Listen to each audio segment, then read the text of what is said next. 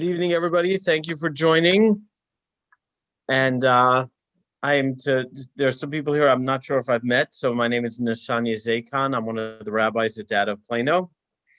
And first of all, I'd like to thank our sponsor, Dallas Jewish Funeral, for generously underwriting tonight's event. And I'd like to give a special shout out to my dear friend Zane Bellier from Dallas Jewish Funeral, who came with me on one of our Israel trips a few years ago, and that's how we developed a close friendship. And I've come to see his passion for everything Jewish.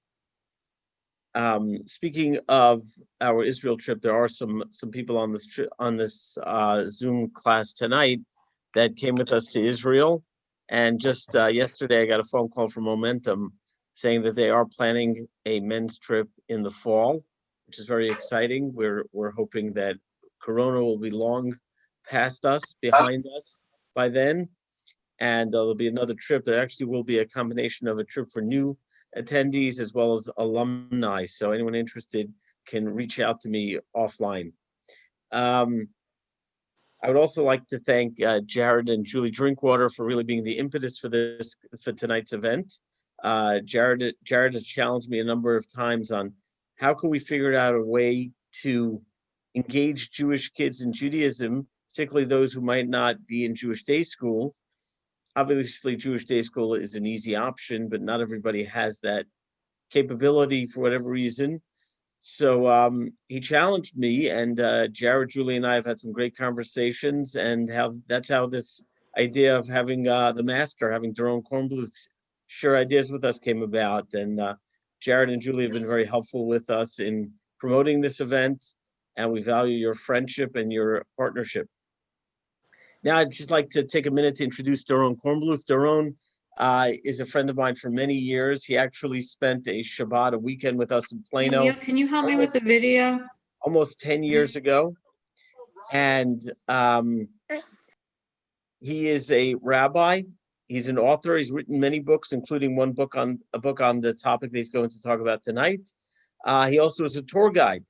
He was just here last year, right before Corona, talking about tours of Israel. He's really a fascinating person. He's a father. He's a husband. He's a really great person to get to know, and I'm very excited to hear Doron's insights and what we're going to learn from him. So Doron's going to speak, and then afterwards there'll be a question and answer session. So please have your questions ready for after the session. And with no further ado, I'd like to call on Rabbi Doron Kornbluth. Thank you so much, Rabbi. Hi, everybody. Nice to meet you all. Can I just get a thumbs up if you can hear me clearly? The sound is coming through. Give me a thumbs up. Okay, wonderful, wonderful. So that Vizekon, that warm introduction remind me of a story, particularly appropriate for you in Texas. It's actually an LBJ, Lyndon B. Johnson story. How many of those do you actually hear, right? Maybe you in Texas hear a lot. I don't hear so many here in Israel. But there's a story I heard about him that he was once invited to speak at a social function, and the person who introduced him, got up and said some very, very laudatory, words about how great he was. And Lyndon B. Johnson got up, and forgive me, I'm a Canadian originally, so I'm gonna just destroy the Texas accent.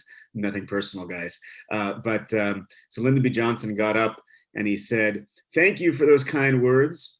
My daddy would have loved that, and my mama would have believed it." So appreciate those kind words. It's nice to be back with you in Plano, Rabbi, and I see some old friends and Patricia, even some new friends. That's nice. Hi. So it's nice to be with everybody. Our topic tonight is raising kids to love being Jewish. And what I want to do is to share with you some of what I have learned over the years on the subject, and open it up for your questions and comments as we go through this short time we have together. The chat box, I don't know if you're on Zoom 10 hours a day, you're tired of it, or this is your first time, but one of the great things about Zoom, and I'm on Zoom a lot now. I used to travel around giving a lot of lectures. And right now, I do it from home. So this is my, my third Zoom this week. And I love Zoom because of the chat box, essentially. It's great, one of the main reasons. So please feel free to use it along the way. I'm going to ask you for some things along the way. And if you have questions or comments, you can put them in now or just wait till the end and we'll be able to talk that way.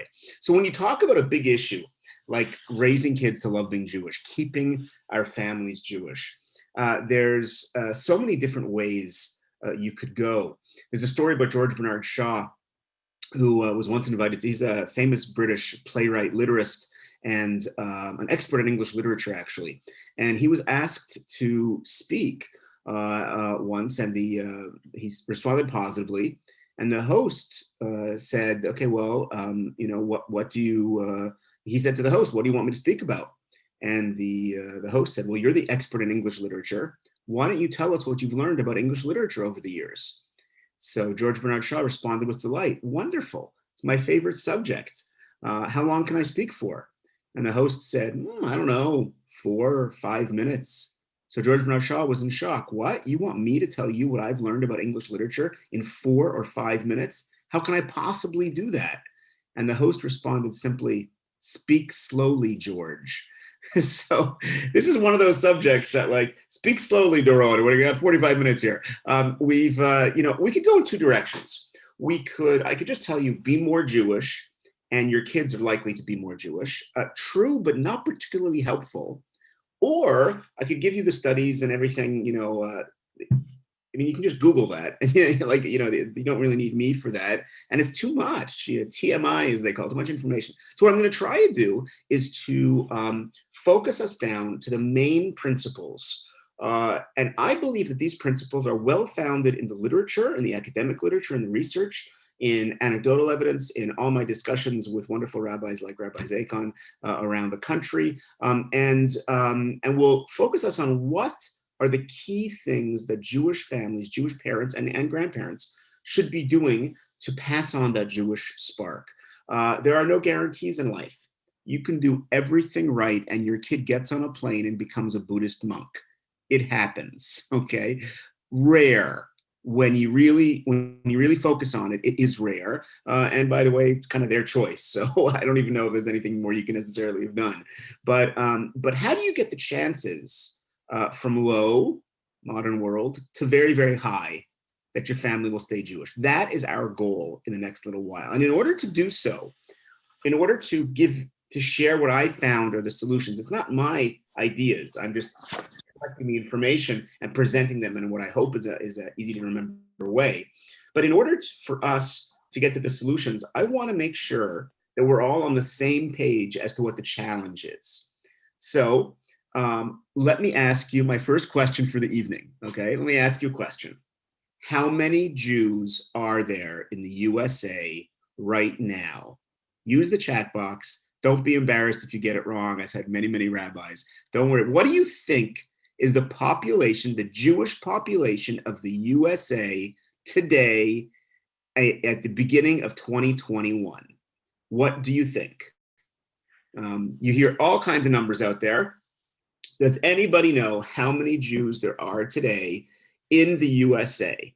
So far, we have 6, 7, 8.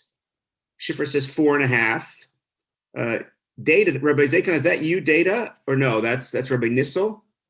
Yeah, said 5.2. 6. I noticed Rabbi Zakon didn't answer. Is that because you don't know, Rabbi?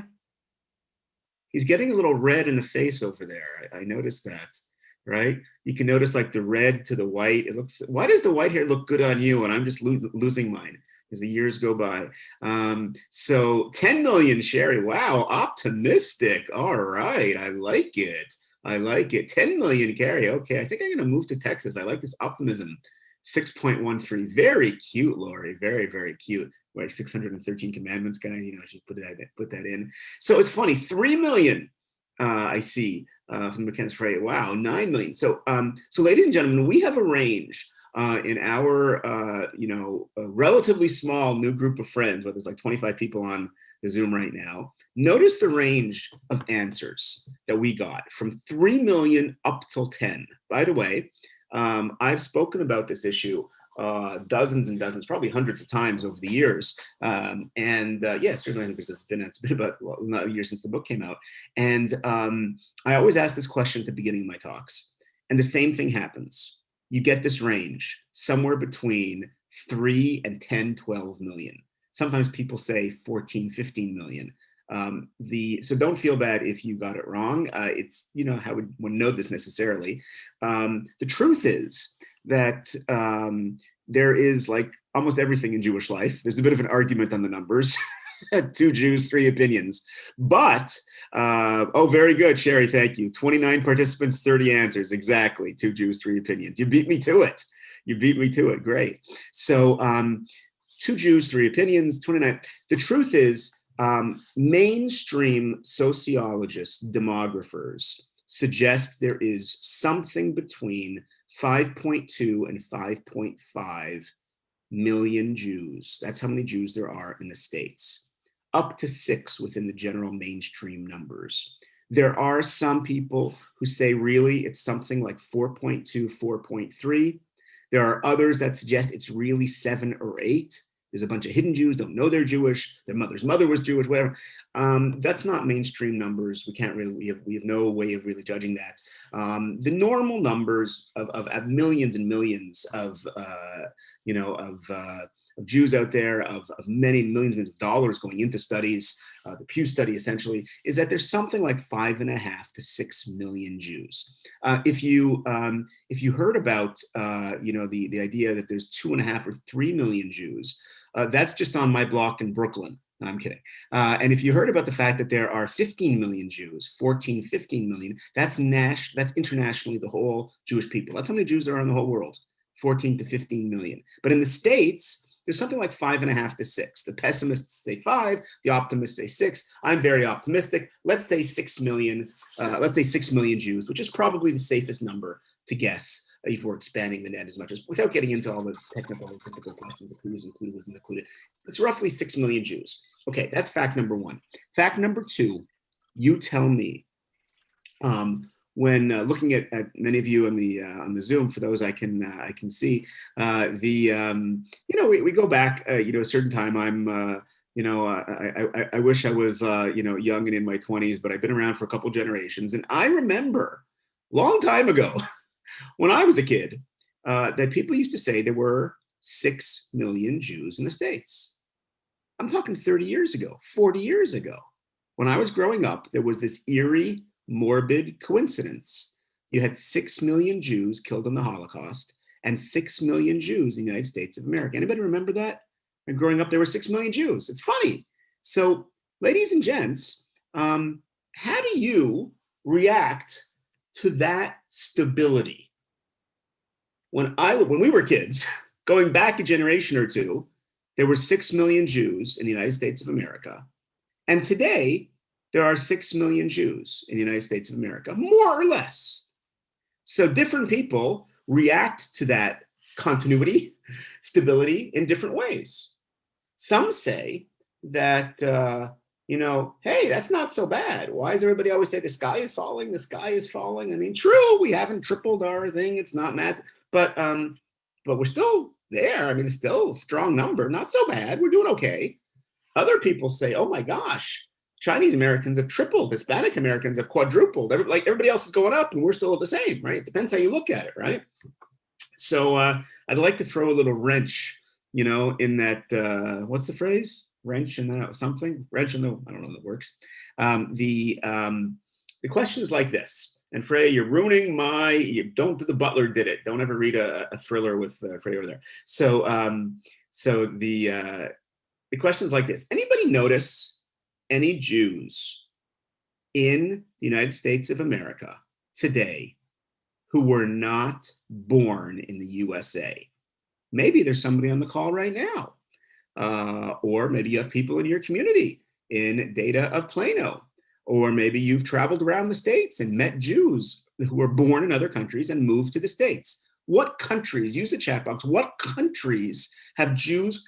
Israelis, that's right. There's about 1 billion Israelis in the States. I'm just kidding. I'm Israeli, so I can say it. But there are 1 million with an M. There are at least 1 million Israelis or children of Israelis living permanently in the USA. I'm not talking about after the army, they come and they sell fake Dead Sea products in the malls. Most of them go back to Israel. Okay, I'm talking about the permanent ones. That's 1 million people, right? In only 2 generations. I noticed that in the chat, you're answering very well. Former Soviet Union, over 500,000 Jews came. South African, the estimates are 30,000 Jews are in the USA, born in South Africa. Europeans, I notice, very much South Americans, Latin Americans, right? In Texas, you probably certainly hear Spanish in some shuls around. When I was a kid, you never heard Spanish in shuls, but certain countries, Mexico's population has gone down, Colombia, certainly, Venezuela, right? You hear Spanish in shuls, and very much so in California, Florida, Texas, where Spanish is, is common. So it's funny, if you add up immigration, you will find that there are almost 2 million Jewish immigrants living in the States today. By the way, let's be conservative and say 1.5 million so that we don't get into any arguments about details or whatever, okay? But just add up 1 million Israelis, 500,000 former Soviet Union, 30,000 South Africans, something like that, a smattering of Europeans, right? There's a whole bunch of Canadians like me who moved to the States, by the way, but South Americans, 100,000 Iranian Jews, Persian Jews who came, right, the end of the 1970s when the Shah fell. So it's probably closer to 2 million. To be conservative, let's say 1.5 million Jews, which means when I was a kid, right, there were 6 million Jews roughly living in the States. We've had an immigration of at least 1.5 million Jews. We should be at what number, guys? Let's check your math. 6 plus 1.5 is 7.5. We should be 7.5, probably closer to 8. And how many are we? At best 6. So where's the missing 1.5 to 2 million Jews? By the way, to be very clear, if you're on this call right now, if you celebrate any Jewish holiday, if you support, as you should, Data of Plano, if you go to Israel once in your life, if you declare yourself a Jew, you're in the 6 million. That 6 million includes a wide range of activity. It's usually categorized into 3. Very active, once or twice a year Jews, and recognize, say they're Jewish, but don't do much at all, right? That's all included in the 6 million. We're talking about an extra 1.5 to 2 million people that are not included at all. Don't even think of themselves as Jewish. Well, where'd they go? What happened to them, right? There's 2 answers, right? Well, there's a number of answers. I wish I could say that they moved to Israel. I love Israel. I encourage Aliyah. Very few, statistically speaking. Many of you are writing intermarriage assimilation. Definitely. Thank God, no pogroms, no holocausts, as of yet, God forbid. But very, very, it's not violence that made 1.5 million people disappear. It's just apathy. People decided or didn't decide that it's not important to them. And their kids don't even identify as Jews. In other words, and this is the end of the negative side of my words with you. In other words, we have a problem. Things are not okay. If you look at the numbers and you say, well, we were 6 million then, and we're 6 million now, and just keep doing what you're doing, and it's basically working, the answer is no, it's not.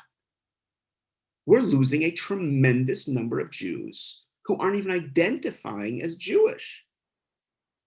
And here's the takeaway. If we as a generation, if you as Jewish parents and grandparents, if we keep doing Jewishly what our parents did for us, which is, by the way, natural. That's how we learn most of our, habits and parenting things. My kid didn't go to a Jewish school, so why should I go to a Jewish school? We celebrated, Rosh Hashanah Yom Kippur. We never heard of Sukkot, so why should I do Sukkot? Hanukkah we did for one night, so why should I do more than whatever it is that I did growing up, I am naturally going to do with my kids because that's what my comfort zone. But here's the takeaway. if we keep doing Jewishly what our parents did for us, it isn't going to work very well, and it's not working very well, and we just proved it within 5 minutes of simple math. This does not mean that we have to radically change our lives. I'm going to give you 5 relatively easy, clear steps that we can all take. They apply to everybody about how we can radically increase the chances that our kids are going to care about being Jewish. But we can't keep doing what we've been doing because it's not working that well. By the way, no surprise. When I was in college, where do you think I spent most of my time? Not the bar, I was a good boy. I was in the library. Do you remember university libraries? Right? That's where we spent our time, right? Do you know, even before COVID, university libraries today are empty? Why would anybody go to a library? I'm usually, before COVID, I'm usually on 25, 30 campuses a year, right? Why would you go to a library? There's no books anymore that people use. You can't talk, you can't eat, right?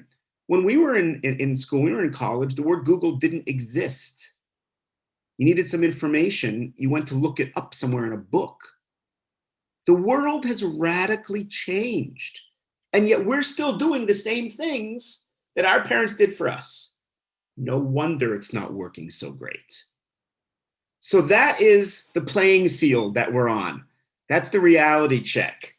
The good news is stats are just stats. They don't have to apply to everybody. And we can make big decisions that will radically change the identity and the feelings of our kids and our grandkids. So let's get right into it. I want to move quickly. I'm going to share headlines without details. For those who want more details or want it, we're going to have question and answer at the end. And Rabbi, I don't know if we'll open it up, let people take off their mutes or do it by chat, whatever, but we'll have time to interact. Okay, so I'm going to share with you 5 principles. I believe these principles are firmly entrenched in the literature, in the research, and that they apply to everybody. Whether you are unaffiliated, Reformed, conservative, Orthodox, ultra-Orthodox, Hasidic, whatever you are, they're principles that we can all sort of check into ourselves and see, well, can I do better in this way? Can all do better in different ways, right? There's a Hasidic rabbi Hasidic Rebbe, Grandmaster Rabbi, who once said, if you think you're finished, you're finished. So we can all do better, every family. So here we go. When I was growing up, in the 70s and 80s, in Canada, the president of the United States was Ronald Reagan.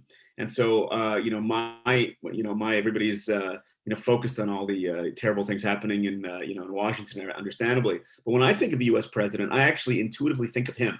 Reagan was just when I was a teenager, that's who the president was, right? And I remember a story from 1984 from Reagan's re-election campaign.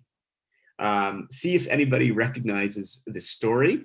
It goes back to a 60 Minutes episode. I assume that 60 Minutes still runs. I haven't looked in a while. It used to be for decades. It was on Sunday nights, 7 p.m. Eastern time. I don't know what that would be in Texas, probably 6 p.m. if they have it live. The show I'm talking about, guys, it still exists, 60 Minutes, right? They show a little stopwatch, they announce the things, there's 3 or 4 main stories. So Leslie Stahl, the first female host, did a report in 1984 on Reagan's re-election campaign. She showed images of Reagan with Hispanic Americans, Chinese Americans, all Black Americans, all the images of multicultural America. But the audio was actually her saying that he got the lowest minority vote in history and they think he's racist, whatever. Then the images changed. All the images were taken from Reagan's re-election campaign commercials. And the images were Reagan in a car factory, Detroit, churning out cars, and in a McDonald's flipping hamburgers, and Wall Street, business is booming, right? It's morning in America. And but the audio was actually, her saying, actually, the rich got richer, the poor got poorer. Right? Went on and on, 8 minutes, primetime television. And the video was all pro-Reagan stuff. And the audio was actually the journalist, Leslie Stahl, saying, actually, this isn't true, and this isn't true, and this isn't true. So the show airs on a Sunday night, and Monday morning, she's in her office in CBS Studios waiting for the phone call. I don't know if you ever had somebody yell at you over the phone. You kind of like hold a receiver far away, right? Let them speak. So she's waiting to get blasted from the White House, waiting for the White House to say, you're not a journalist, you're a Democrat, we're going to get you. That's not fair. You could have done this to anybody. You're never going to set foot in the White House again. The White House press secretary puts through a call and says, Leslie, calling to thank you. What? We're calling to thank you for the report last night. Did you see it? Of course we saw it. Why are you thanking me? I destroyed you, right?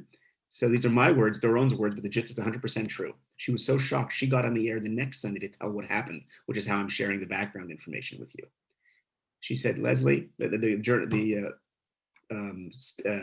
White House said, Leslie, you're one of the top journalists in the world today. You're on television every week, and you don't understand your own medium. These are my words. It's television. They're viewers. You gave us $50 million worth of primetime images. Nobody was listening to a word you had to say. Thank you. The White House is at your service. An incredible story that has stuck with me since 1984. Very little has stuck with me since 2020, I'll be honest. But this story sticks with me since 1984 because it teaches an amazing lesson. We think ideas count. People are intellectual, Jews especially, people of the book. Well, to quote my mother, you can talk until you're blue in the face. Be Jewish, be Jewish, be Jewish, be Jewish. Israel, be Jewish, be Jewish, be Jewish. Holocaust, be Jewish, be Jewish, be Jewish. It's all words. And 90% of it goes in one ear and out the other ear. You have to say the right words. But far more important is what we do. Visuals count. That's the point of the story. Meaning, the main influence, the main motivator of Jewish identity in young people is what we as parents do, not what we say.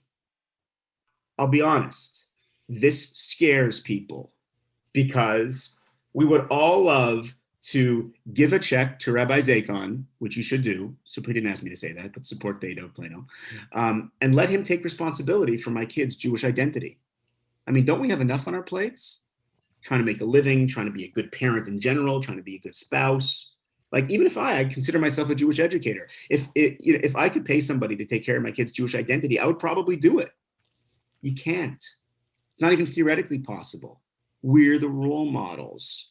What they see in our homes is what's going to affect them. Now, don't be scared by this. You do not have to radically change your life, and you do not have to be someone that you're not. And we have wonderful rabbis and rebbitzins and role models. That's all great. All it means is we have to show off who we are Jewishly. When you are doing a Zoom class like this, make sure your kids see and know that you are taking time to learn and think about something Jewish. Show it off. Well, I was once, speaking in a home, and similar subject, Jewish identity. And at the beginning, I don't know, halfway through, quarter of the way through, whatever it was, these little kids, we hear these little kids in those cute one-piece pajamas, like they're peeking down, and the host is like very embarrassed. I'm really sorry, I'll put them to bed. And I'm not shy, so I said, well, if you want my advice, which he hadn't asked for, I said, if you want my advice, wait 5 minutes. Let them see that you opened up your home to something Jewish, because that's going to have much more of an effect than what you say. The goal is to be a role model. And again, you don't have to make radical changes. We just have to. I think every Jewish person, every Jewish family should try and do an upgrade. Every year, find one Jewish thing that you're not doing or you're not doing well. We all have them, let's admit it. Maybe not you, Rabbi. But one thing that you're not doing or not doing well, and try and improve. Maybe you're not doing a Friday night dinner. You could incorporate Friday night dinner into your home, right? Maybe having your house be kosher meat. You could do that. maybe going to a weekly class. Only you can decide your path. Life is a path, it's a journey, right? Only you can decide which step to take, but we all should be taking steps, right? Anybody know how you say Jewish law in Hebrew? Halacha. You've heard that word, right? Halacha. Halacha. Halacha usually. Halacha. The only thing is that halacha does not actually translate as Jewish law. You know what it actually means? Halacha means holech, a path. You know, like the Buddhists have a path? Well, we have one too. It's called our tradition. And it's not an all or nothing, and it's not a list of do's and don'ts. It's a path, and you take steps along the path. That's what life is about. So if you feel hypocritical, people have said to me that, well, you know, it doesn't make sense for me to do, you know, Friday night and not do Saturday, right? Because it's hypocritical. Either you keep Shabbat or you don't keep Shabbat. Or listen, you know, there aren't enough kosher restaurants in Plano, you know, or in Dallas. So, and with my community, my spouse, my friends, I'm not going to stop, you know, and it doesn't make sense to keep kosher in and not keep kosher out, right? So it's inconsistent, it's hypocritical. So the answer is Judaism is not a list of do's or don'ts. It's not absolutes, it's a path. And it's very reasonable to say, listen, right now I'm doing X, right? I'm going to make the house kosher. And you can decide, it can be kosher, Shabbat, it can be anything. You just, everybody's on their own journey. Choose one or two. You don't even have to be perfectly consistent, right? Because when your kid says, why are we doing X, we're not doing Y? Why are we doing Friday night dinner, we're not doing Saturday? The answer is, listen, this is good. Ask me in 5 years about why. Maybe I'll be there, maybe I won't. I don't know, right? That's the first principle. The first principle is we're the role models. We don't have to be perfect. We don't have to be perfectly consistent. We just have to show off, this means something to me. And it's important in my life. And it's important in our lives. And try and do a little more every year. Find one thing you're not doing or not doing well of your choice and try and upgrade. Okay, that's all about us as the influencers, as the word is they use, right? As the parents or the grandparents. What about the kids? So I want to test your Jewish knowledge. We'll use the chat function for this. Rabbi, you were not allowed to answer this question. You better know the answer, but you're not allowed to answer this question, okay? Famous story from the Torah, from the Bible, one of the most famous stories, actually. Joseph of the Technicolor Dreamcoat, right, gets sold into slavery in Egypt. He rises up from prison to be the viceroy, essentially the prime minister of Egypt. And there's an amazing dramatic confrontation, one of the great dramatic confrontations of history, where his brothers come down from Israel to get food. He recognizes them. They don't recognize him. He's dressed Egyptian, speaking Egyptian, and they don't expect him to be alive, or certainly not the viceroy of Egypt. And he asks that his full brother, the one missing brother, Benjamin, right, the youngest brother, be sent down to Egypt as well. And the brothers give an excuse. The brothers say Benjamin can't come down to Egypt. He must stay in the land of Israel. Anybody know why? Type it in if you know the answer. Why do the brothers say that Benjamin cannot come down to Egypt? Benjamin must stay in the land of Israel. All the other brothers are down, but Benjamin can't come down, right? Anybody know the answer? Excellent. Patricia said it. The father, he has an old father. Oh, everybody got it. Great. He has an old father who loves him. The old father already lost one child. They don't realize they're talking to that lost child, to Joseph, right? And he can't bear to lose another one. Now, from the sound of the story, when you read it, initially, at least when I read it initially, it sounds remarkably like Benjamin is a young boy, 10 years old, 12 years old, 14, the youngest child, right? It's funny. Kotzker Rebbe, 200 years ago, added up the ages of how old people were, and we can actually do this ourselves. And it turns out at this moment of this dramatic confrontation, this argument over whether Benjamin would come down to Egypt or stay in Israel, right? Little Benjamin was 37 years old. And get this, he was married and he had 10 kids at this moment. Changes the whole story, right? You always wonder, how can we read the same Bible, the same Torah year after year, kids and adults, right? And the answer is because there's infinite depth and we're changing and we look at it differently, you know? And a kid looks at it in one way and an adult looks at it in a different way. That's why the commentary, that's why there's so much there. So you look at it again as an adult and it's like, whoa, this little kid was 37 years old, was married and 10 kids. Are there any lawyers on the call right now? No lawyers? Is this a Jewish crowd, Rabbi? What'd you bring me tonight? What's going on? So there must be some lawyer. Come on, normally it's like everybody raises. Okay, so we've all seen enough Judge Judy and stuff like that, right? Imagine you're a lawyer arguing for mercy. Benjamin should not be away from his family. Which argument would you use? Kutzker Rebbe points this out 200 years ago, right? Instead, would you say, hey, Benjamin has an old father who loves him? Or would you say Benjamin has 10 kids who need him? I mean, obviously you'd mention, no brainer, right? You'd mention the kids, right? I mean, like, why did Benjamin not mention, why did the brothers not mention Benjamin's own children? It was strange when the Kutzker Rebbe points this out, right? And 200 years ago, he gave an answer that really bothered me. And I mean, it didn't bother me 200 years ago, but it bothered me when I heard it. And this is what he said. He said that the brothers mentioned Benjamin's father missing him instead of mentioning Benjamin's kids, because although they would need him, in a strange way, Benjamin's father would miss him more than Benjamin's children. Because get this, parents love their children more than children love their parents. Shocking statement if you've never heard it or thought about it before.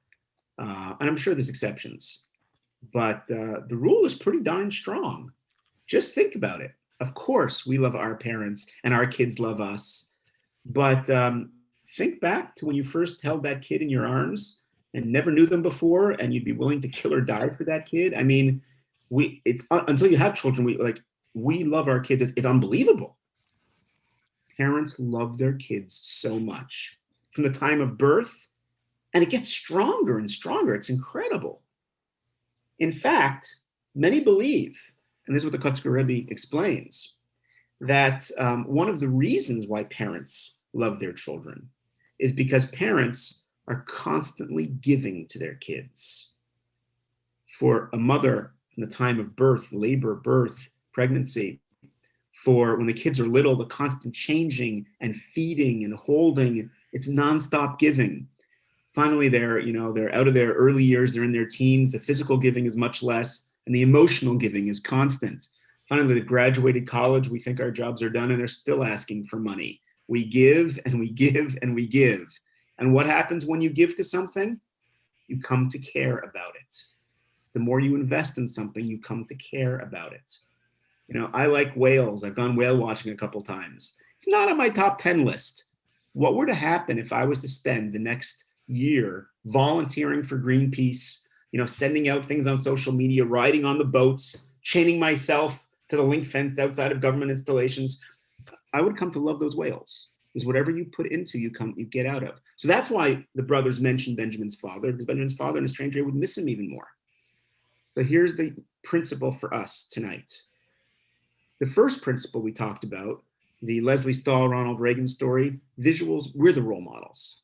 Talking is just talking. You have to say the right words. But what we do, show off our Jewishness. Try and do a little upgrade every year of our choice. The second principle is not about us, it's about them. Because the goal of parenting is not when the kids are 4 or 5 years old in those little one-piece pajamas. It's so cute. It's hard, but it's cute. The goal of parenting, any parent on planet Earth, is when the kid is 25 years old, am I going to be proud of them as a responsible, caring human being? For Jews, we have that goal as well, with an added goal. I want them to care about being Jewish. And if I want them to care about being Jewish, it's all about them, not about me. I have to get them active so their feelings develop. This means Jewish holidays, they should be involved in, not just passive. And you have to play your cards right? Some kids want to do this, some kids want to do this. Ages, I can't give you a rule of what to do with each kid because every kid is different. This is Jewish summer camps. This is Jewish youth groups, right? This is Jewish friends. The more active people are, the more active young people are in their Jewish lives, the more their feelings develop, right? Technically, you only need to light one menorah in your house for Hanukkah, right? But most families have the kids light menorahs. Why is that? Because they enjoy it, and it's an activity for them to do, and it builds their Jewish feelings. This principle goes all year, even, by the way, for teenagers. Friday night dinners, it's a great time to be active and to connect. You can choose that or choose something else. Ladies and gents, I have 5 teenagers right now. Give me some love, guys.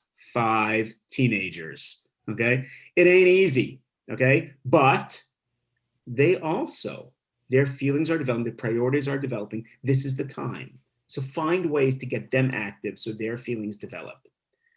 That's 2 principles so far. We're moving quickly because I want to keep time for questions and comments.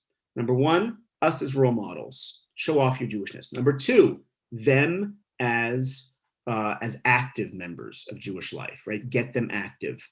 Number 3, this is a very, very simple and straight one, okay? Not easy, but simple and straight. All the studies, and this goes back to your original question, Rabbi Zakon, in your introduction, and in the motivation for having this talk tonight. Every study I've ever seen has shown a direct correlation between Jewish knowledge and later Jewish identity. Meaning, the more Jews know about Judaism, the more likely they are to care and stay Jewish. You get that? Very, very simple mathematic correlation.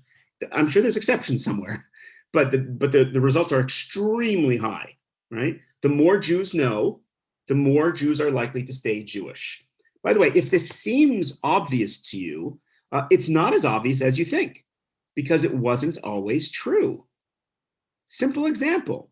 We have this nostalgic view of Europe that they were all pious and knowledgeable and religious. Oh, come on. It's not true. Some were, some weren't.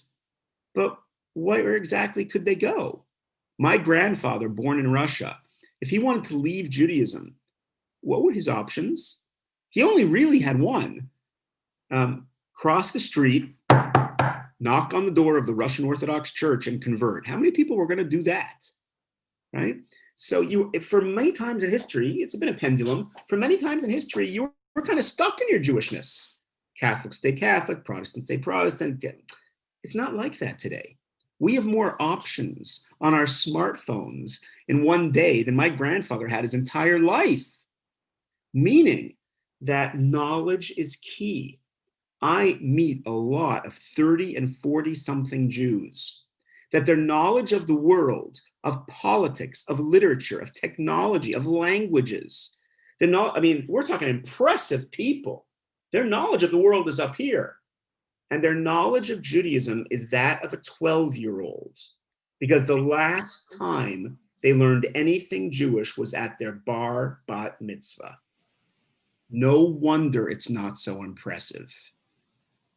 Number 3 principle, knowledge leads to identity. Now, I have to be clear. By far, the best option for this, with no question, is a Jewish day school. They're not perfect. No school is. I believe one of the biggest mistakes that the Jewish community in America made was allowing Jewish schooling to be expensive. I'm fully aware of the challenges. If I could go back and rewrite history, no offense to beautiful synagogues, but there's hundreds of massive structures worth billions of dollars and that are used twice a year. Let's be honest. And these Jewish parents who can't afford Jewish school. It's a terrible reality. But look, I'm not going to solve the world's problems. I'm responsible for my kids. And the best thing you can do, Jewishly, send your kids to a Jewish school straight through high school. Stopping at 6th grade at bar bat mitzvah, someone once said, it's like teaching your kids to read and then taking away all their books, right? High school is like a teenager. That's when it counts. So that's the preamble. I have to make it clear, no question, do it. But that wasn't really why Rabbi Zakon asked me to come. What if you can't do it? What if it's too late? Your kids are all firmly entrenched in high school. You're not going to move them without a war and resentment. What if your spouse won't allow it? What if you're caught in the middle class crunch? You don't qualify for the scholarships, right? But you're not wealthy enough to handle the 6 vacations a year and the 2 Lexuses in the driveway and paying the $25,000 tuition or whatever it is. So what do you do? And the answer here, okay, again, our whole talk tonight is the answer, but on the specific education component, I want to give you a very specific recommendation that I believe works. I am not going to claim it's as good as a day school, okay, but is second best. Hire a private tutor. The Zakons will help you find someone. Ideally, it is a young man for your young son, and it is a young woman for the daughter as a role model. It doesn't have to be necessarily, but that usually works better. You have them meet once or ideally twice a week for 45 minutes, half an hour, 45 minutes of one-on-one learning. You and I both know that most of what takes place in a classroom is wasted time anyway, right? And so I wish, and I would hope that they would be in a classroom because they have the social and they have the friends and they have the osmosis and they have the learning. It's much more effective. But one-on-one learning once or twice a week that continues. It can't stop at bar bat mitzvah. You don't tell your kid, oh, you've got to study for your bar mitzvah, for your bat mitzvah. Because what's the conclusion from that? Well, after bar bat mitzvah, it's over. Right? No, we're studying, we're learning because we're Jewish. Math is not an option. Jewish knowledge is not an option. This is something we do. And by the way, ladies and gents, if you're doing, obviously, you're here tonight. If we as adults are learning regularly Jewishly, you're going to a class, then your kid will go. If you're not doing anything Jewishly, good luck convincing your kid to go, right? That's 3 principles so far. First principle, we as parents are the role model, show it off. Number 2, them as active, right? Get them active so their feelings develop. Number 3, knowledge is key. Ideally, it's a Jewish day school. If really you can't do it, hire private tutors. It is crucial. That way the kids can ask questions on their own. They can be honest, they can have role modeling, and they can connect and learn Jewishly. And hopefully eventually they'll put some time into formal Jewish learning as well. Number 4, we're moving quickly, almost getting to the end, so we have time for questions and comments. Number 4, and this one is a harder one today because of COVID, but community. Number 4 is being an active part of the community. In normal times, that means going to synagogue on Friday night, Shabbat morning, whatever it is, being involved in the Jewish community. I don't know if the shuls are open normally in Texas right now. Here in Israel, they are kind of open, but on very strict limits. So we have we have a minyan, we have a prayer service up in our parking lot, of the building. Whatever you do, being active in the Jewish community. Everybody wants group identity. We notice it's all over, right? So be active in the Jewish community, whether it's the shul or it's the sisterhood or it's the federation or it's, obviously data of Plano and making activities and things like that. Be active. The more active you are in the Jewish community, the more connected you are. And when we can start traveling again, everywhere you go, there is a Jewish thing to do. You connect Jewishly. I know people that order kosher food on airplanes and visit kosher restaurants in other cities, even though they don't really keep strictly kosher at home. Strange, right? They're sending a message. This is my people. This is my community. This is who we're connected to. That's a very powerful thing. Obviously, and this is full disclosure, as was mentioned, I'm a tour guide. So when you come to Israel, be in touch. But part of this community connection is Israel. Being involved, coming to Israel regularly. It's not a once in a lifetime visit. Yeah, I want to go to Paris and I want to go to Israel. That's the wrong message. It's good. It's better than nothing, but it's the wrong message to send. Paris is a place I visit. Israel is a second home. And every few years, you're planning a trip to Israel. And I know it's expensive. By the way, it's cheaper now, but you can't get in now unless you're Israeli. but when this is all over, on that momentum trip that the rabbi mentioned or whatever, you plan a trip, you bring the kids, you get involved, you connect to Jews worldwide, you talk about it, you're involved in the community. This is who we are. That's 4 principles so far. Parents being active role models, kids being active so their feelings develop.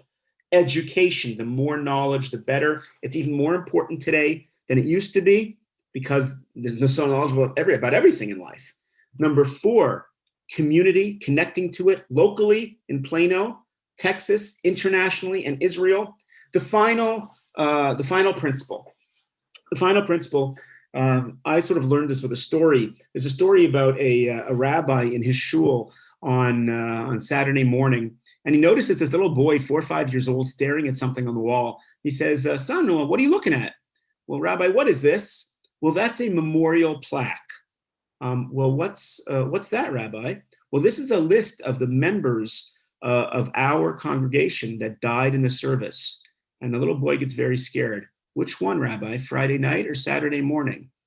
Meaning, I'm sure this didn't happen in Data Plano, but meaning Judaism can't be boring. Judaism can't be a list of do's and don'ts. And thank God it's not, but it's often presented that way. To give a simple example, right? What percentage of Jews do you think keep Yom Kippur, the Day of Atonement, holiest day of the year, in some way? Well, most studies show it's over 2/3 are keeping Yom Kippur in some way, right? Yom Kippur, if you understand it well, is a very beautiful, holy, happy day, but it doesn't feel that way to most people. Most people experience Yom Kippur like this. If it's a fast day, why does it go so slow, right? It's a hard day, and yet most people do it, not taking anything away from it. It's a very important day, right? 5 days after Yom Kippur, what's the holiday? Sukkot, a week-long celebration. How many Jews celebrate Sukkot? Count the sukkahs, guys. I mean, outside of the strictly Orthodox community, maybe you have the most active parts of Reform and Orthodox and the rabbis. I mean, like some Israelis. I mean, what is it? 10%, 20%? I mean, count the sukkahs. It's just not that common, right? Look what we've done to Judaism. God gives a week-long celebration and 1 day of Yom Kippur. We focus on all the serious stuff, Yom Kippur, Holocaust, anti-Semitism, right? Terrorism, right? It's like serious, and we ignore all the fun joy stuff, right? Judaism must be joyful. This is the juice, this is the chemistry, this is the attitude that informs all 4 principles that we talked about before and everything else. It's got to be fun. It's got to be positive.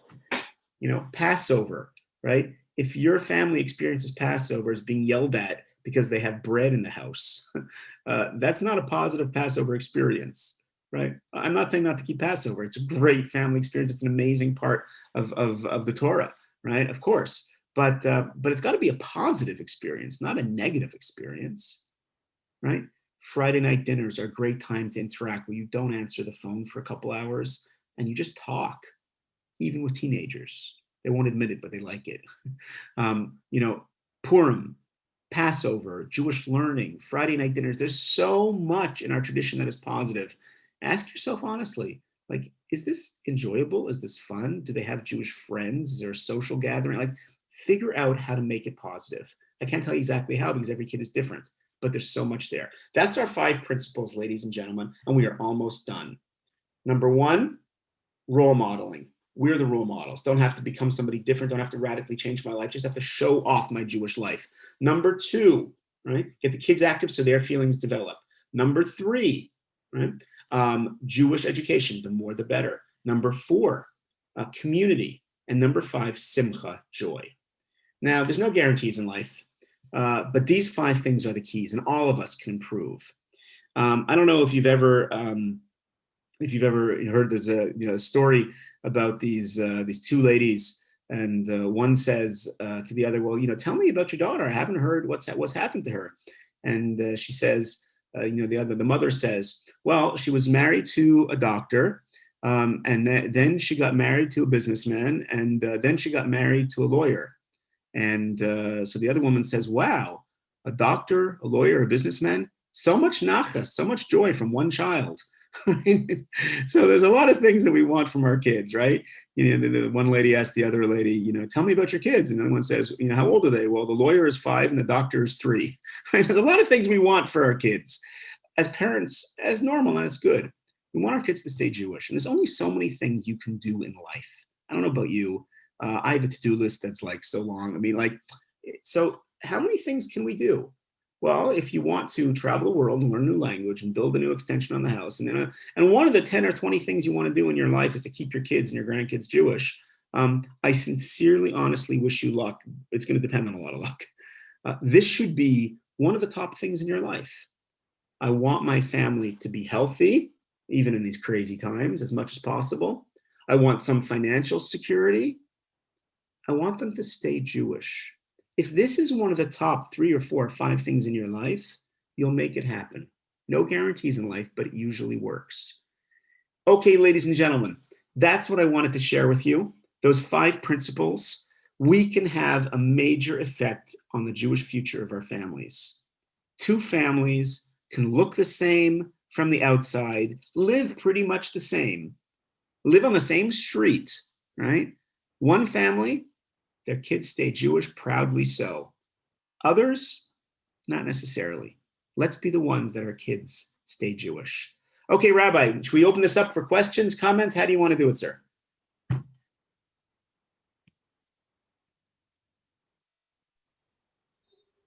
I'm not sure what the best way is. Why don't we have people raise their hands and then call on them? Okay, great. Great. So I think people can unmute themselves. That's how it's set up right now. Okay, great. Who wants to get things rolling? Any comments, questions, anything you want to focus on? I see Sean Nevin. Hello. You want to unmute yourself? After 1,000 Zoom meetings the last 6 months, you think I'd be quicker with this, but thank you for what you did. Thanks for the class. My biggest question is this, and I could just speak for myself. I'm not speaking for anybody else, but I'm sure everyone else can relate to this to certain respects. I try and emphasize the importance of Judaism. I try and do most of the things that you suggested.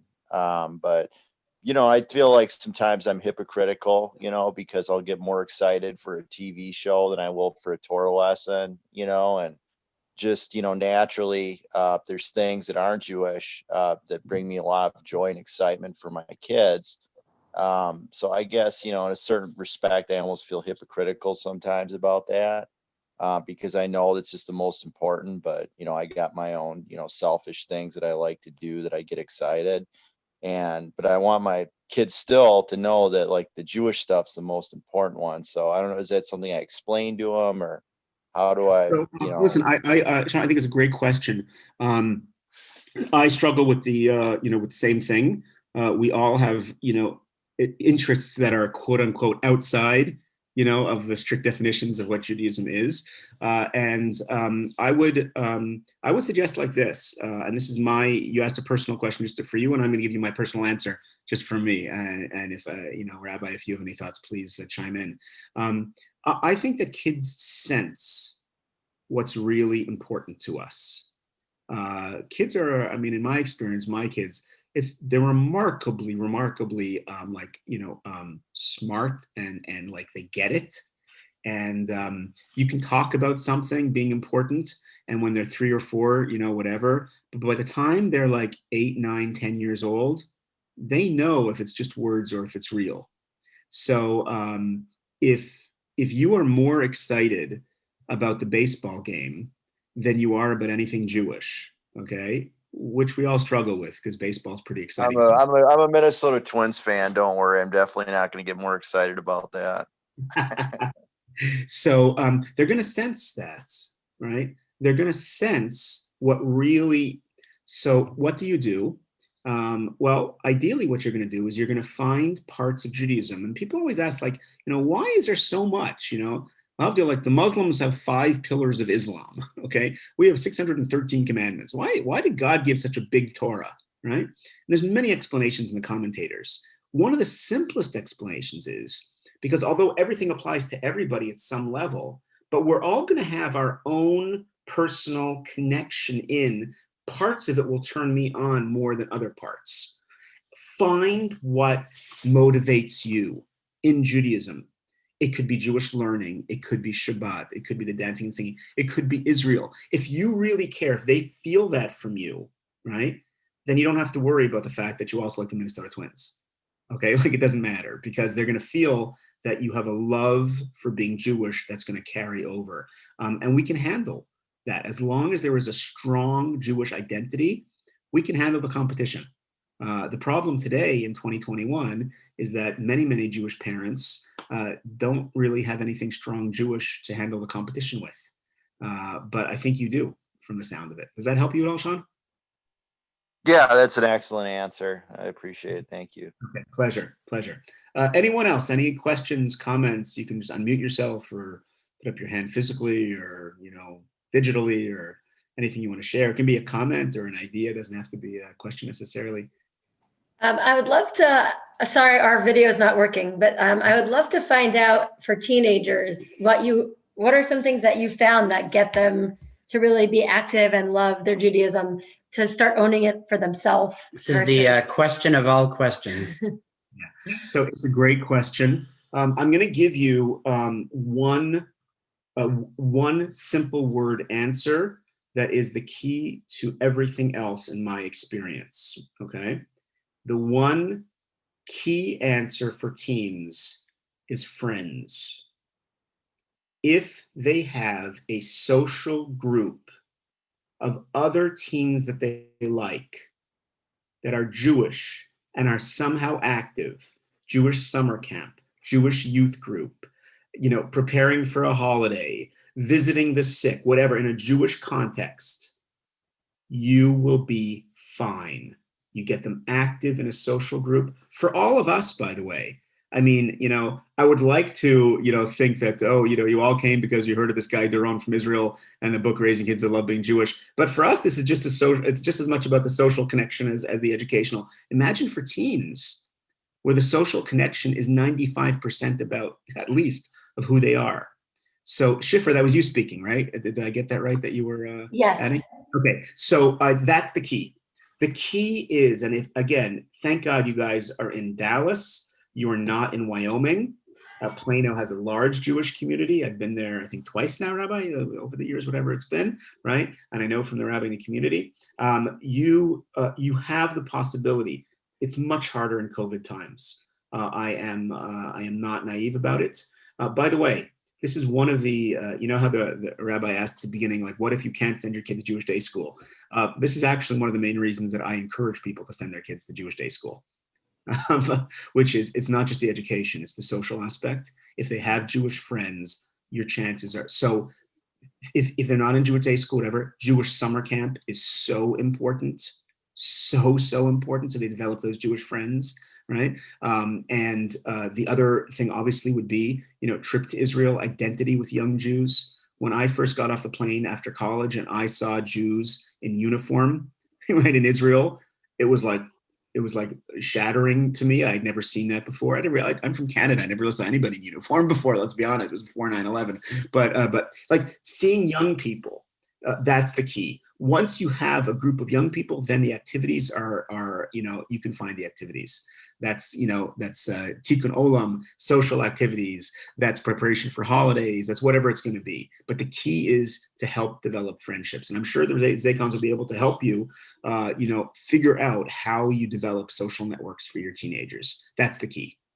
I hope that helps. Thank you. Pleasure. Any other questions, comments? Anybody want to share anything? Hey, Rabbi. Yep. Yes, I have a question. Sorry. That's I'll all go right. next. I was going to make a comment. I was saying I have older nephews and even my older son, and he is yet to go. My older son is planning, we're trying to get him to go to Israel for birthright, but my sister's children, my nephews, have both gone to Israel for birthright, and they came back with a very, very good, Jewish identity, and they felt really good about it. Although they really never really had done a lot of Hebrew school, or when they were kids. They both were bar mitzvahs, but that's about where it ended. So it did work, but they're still, come on, they're still, they still don't choose to date Jewish girls, unfortunately, because of where, I guess, wherever they live, they're not that. I don't know why, they just haven't found that to be that important to them, and I worry about that. But even though one of them lives in Williamsburg, so here you Okay, go. so I will, first of all, thank you. By the way, your dog is gorgeous. Thank you. Yeah, and so just so I'll share this idea, okay? And I want to be very, very clear. So please, please listen carefully. Don't misquote me or misunderstand, okay? I am a big fan of Birthright, okay? I'm a tour guide. I guide for Birthright. I've done it dozens of times, okay? I think I've done a lot of good for the Jewish people. Sheldon Adelson, who just passed away, I mean, the amount of good that he did for the Jewish people, funding Jewish organizations, tremendous, okay? I'm a big fan, okay? That's the preamble. The reality check, though, is that we have to be very honest. Birthright has very, very questionable results. What do I mean by that? Someone who comes in with a strong Jewish identity, with a group of Jewish friends, with the rabbi on the trip, they're coming in, they're getting a boost, and they go back and it works. It builds it up. That being said, someone who comes in with little Jewish knowledge background, no real Jewish connections, and goes back to that life,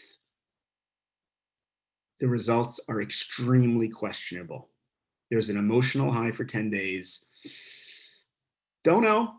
I'm in the system, and I guide for Birthright, and this is fully, like, I think there's a knowledge, like, this is recognized that we have this problem. There's very little follow-up on Birthright programs, right? Unless the kid is involved themselves, right? I once heard the number 3 guy in Birthright say that they're not involved in follow-up. It's not their job. It's the Federation's job. And I almost went ballistic. I was like, yeah, but the Federation isn't doing anything, and you have all the names. What are you talking about? Like 3 months later, do a reunion Shabbat weekend, bring them to New York. Like, are you crazy? These kids were turned on and they're losing it day by day. Not our job. Okay. I won't say, he's not the number 3 anymore, so I won't say who it was. My point is, don't wait for Birthright. Birthright, it's a good thing. Take advantage of it. 10 days free in Israel. Go for it. No question. Don't wait for it. It's not going to, we did nothing for our families Jewishly for 20 years, and then 10 days in Israel is going to solve that problem. It doesn't. Let's be honest. Okay. It's a small part of a big challenge. Jewish education is core. Jewish role modeling is core. Summer camps, Jewish youth groups, everything we've talked about tonight, all of that is key. So thank you for sharing. I appreciate that. Any other questions? Okay, I see somebody wrote, how do you pronounce it? Freya? Hello. Yeah. Jewish education during COVID. Wow. It is a big challenge. There's no question. Everybody's talking about it. By the way, I have kids at home because of COVID, and I understand the challenge. And I'll tell you that just as a parent and as something of an educator, I fancy myself one, I don't think that we fully understand the implications the last year has had on our kids, educationally, psychologically. It is, it seems okay on the outside for many of, first of all, if you have a white collar job and you're able to work from home, okay, then, it's stressful to watch the news, but like, life isn't so bad, really. Like, I put on a few extra pounds, but like, okay, we can, and for kids, like, it seems like, okay, we're managing, it's a struggle, they're at home, but the reality is that for many kids, it's actually far worse than we imagine. And educators are talking about this. It is a big struggle. The one thing I didn't understand in your text was that private tutoring, meaning that in my experience, one of the few things that actually works on Zoom is private tutoring, meaning one-on-one, when it's a conversation and it's a connection, not the same as being in person, but classroom, like what we're doing now. Okay, people are choosing to come and talk and it's a workshop and okay. But when you have 30 kids in a class or 25 kids in a class and they're at home and on Zoom, that's very hard for a teacher in a formal education. Formal education in general is very difficult, but on Zoom, it's much more difficult.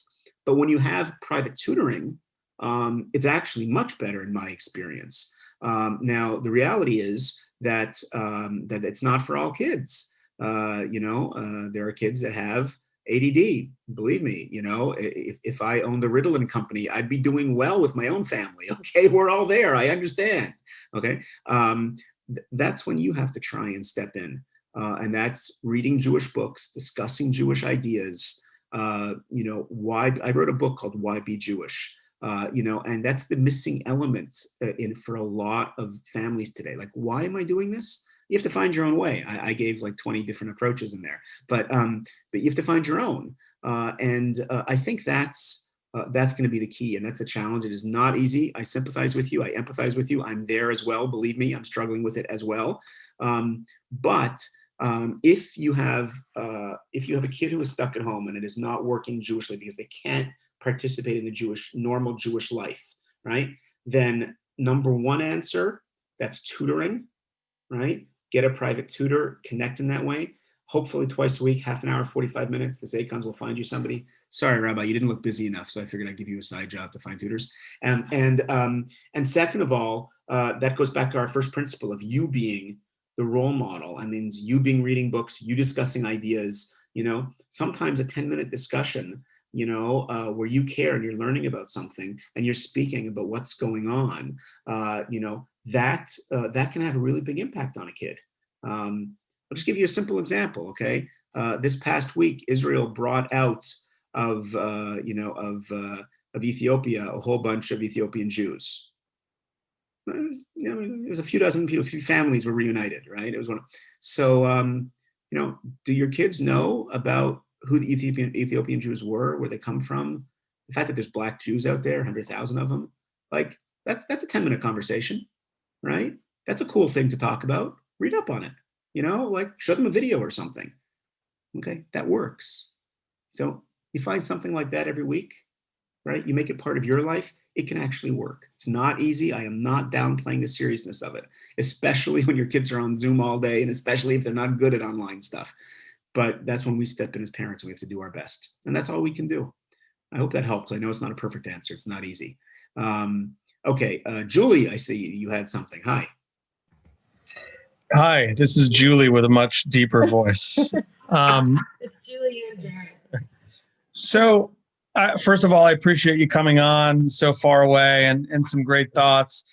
And Rabbi and I have discussed this at length. I think if I'm being honest, and I grew up Reform, my wife grew up conservative, but when you talk about a lot of the tactics that you described, Jewish day school, private tutors, some of the community service, I mean, for a typical Reform or conservative adolescent kid, it's kind of like a chore. I mean, those aren't exciting, fun things. And it's not to say that kids need to have excitement at every aspect of their life, but I think it's tough to connect when the activities that we're going through with them on the Jewish side can be construed and viewed by them as a little bit of a chore. I mean, going to shul twice a year for Rosh Hashanah and Yom Kippur, when the majority of the service is not in English,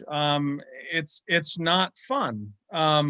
It might be fun for some folks, but I think for a lot of kids, it's not. And so it's very hard to connect. And so my long-winded question is, what types of very practical tactics can we take to make these connective tissue points more engaging and fun and less of a chore?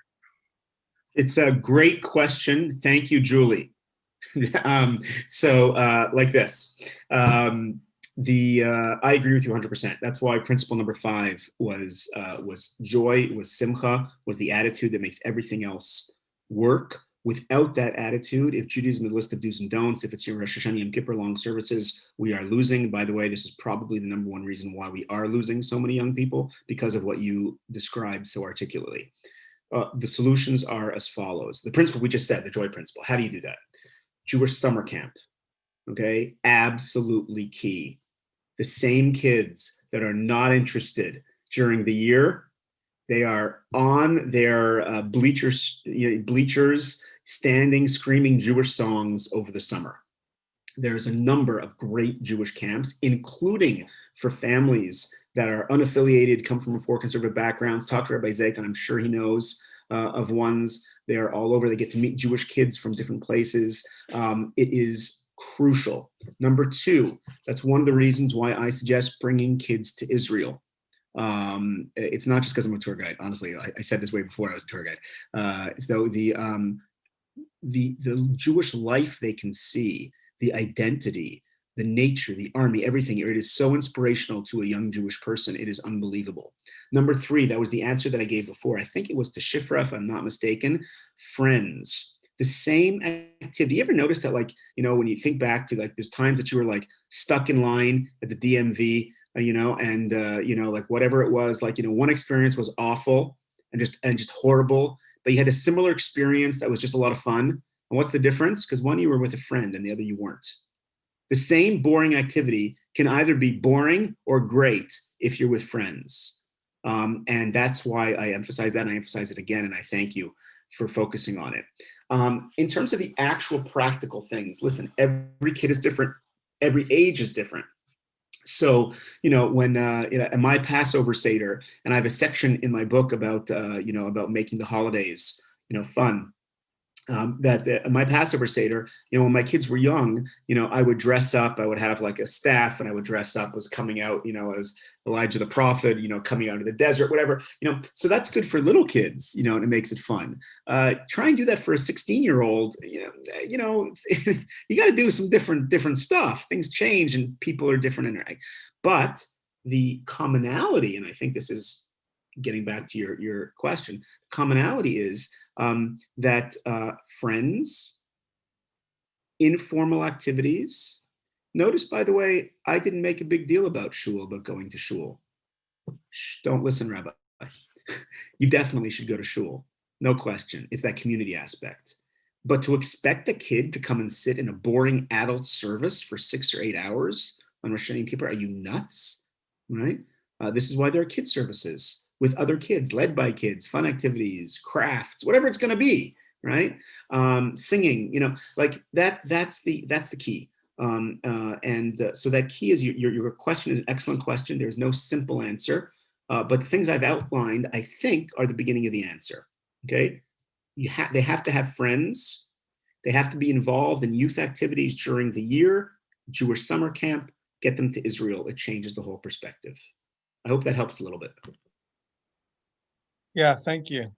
Pleasure. Any other questions, comments?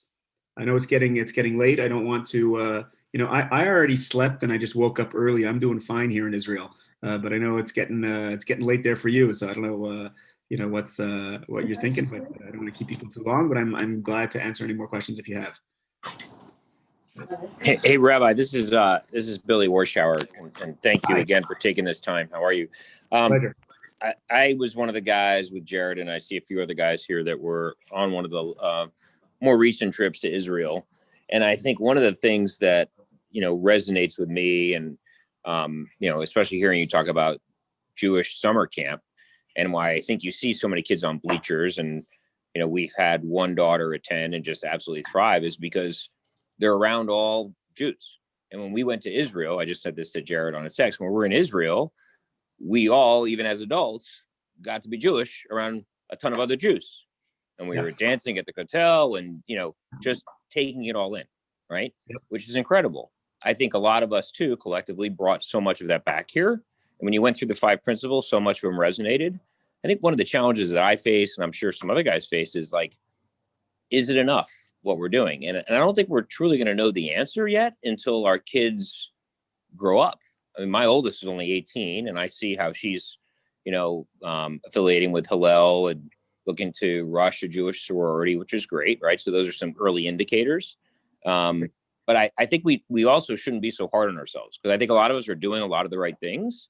But it's going to take time and allow our kids to age and, become young adults and become, responsible kids, like you had said, 25 years old, living out of the house. And I think the proof is going to be there. But I think, as eager and, loving parents, like you said, we just want to make sure that we're continuing to do the right thing. So I say all that just to simply say a note to you and a note to others on the call. We should recognize that we are doing a lot of the good stuff, right? And I think the proof will be in years to come. But at the same time, it's just a great reminder with your messages and these 5 principles. So thank you. Thank you. That was articulated beautifully. I have nothing to add. I agree with everything you said, especially how nice the talk was. I'm just kidding. Okay. Any other questions, comments, anything else? Don't feel obligated, but we're glad once we're together, if anybody has anything to share with others, your experiences and lessons. Rabbi, you want to wrap it up, or any last questions? Yes. I want to thank you, first of all, Doron, because you did get on at 4 a.m. And I know that I have a difficult time functioning at 4 a.m. and you've done a great job with using that energy. And I think this is very educational. A little coffee, yeah. Very educational, very inspiring. And Doron has a book. Doron, do you happen to have the book in front of you where you can show people the copy of the book? I do not have a physical copy, but what I can do is 1 second. It's a good sign when the author has no more books, because it means he's sold them all out.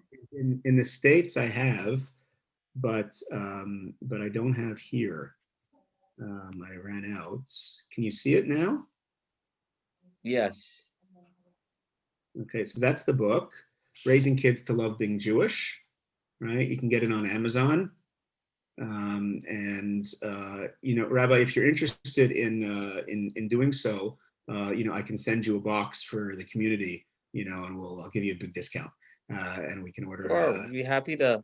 Maybe that might be a good way to make it easy getting it for people. Yeah, we'll talk afterwards, and another idea that might be, if people are interested, we can actually turn this into a book club. And I'd be happy.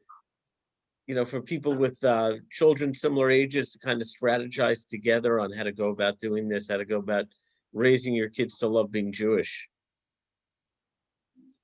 So that would be great. And by the way, that would, I think, do a little bit of what Bill started to do just now, which is just, when you come together and you see that you're all experiencing similar things and it's normal, and you have a kid who does not want to come to shul, you don't freak out, and you don't, you start getting depressed. You realize, most of the kids don't want to come, and that's our challenge. And you work things out together. That's a wonderful thing. And I would be glad to help in any way. So great. Well, thank you everybody for joining. Pleasure seeing you, Rabbi. It's been a long time, and pleasure seeing some old friends on the call and some new friends on the call. And all the best. Stay safe and healthy. Thank you. Great. Thank you, everybody. Thanks, Jared and Julie.